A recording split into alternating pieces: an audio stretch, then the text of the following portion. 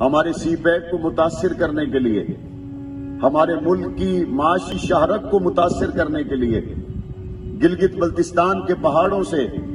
صحابہ کرام اہل بیت الزام بالخصوص سیدنا امیر معاویہ رضی اللہ تعالیٰ عنہ اور خسر رسول سیدنا ابو سفیان رضی اللہ تعالیٰ عنہ کی بدترین گستاخیاں اور اس کے بعد گلگت بلتستان حکومت کی خاموشی، یہ میں سمجھتا ہوں کہ پاکستان میں ایک بہت بڑی سازش کا آغاز ہوا ہے، جس سے گلگت بلتستان انتظامیہ کو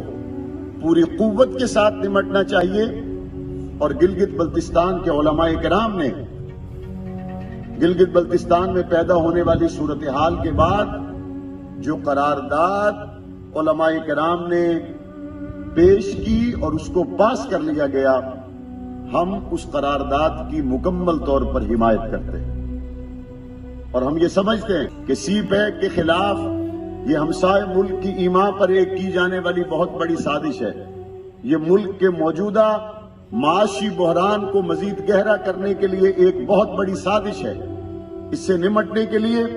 پاکستان حکومت کو بھی چاہیے کہ وہ نہ صرف یہ کہ سیاسی اقدامات کرے، بلکہ اس کے حل کے لیے بہتر اور ضروری ہے کہ صدر پاکستان ڈاکٹر عارف علوی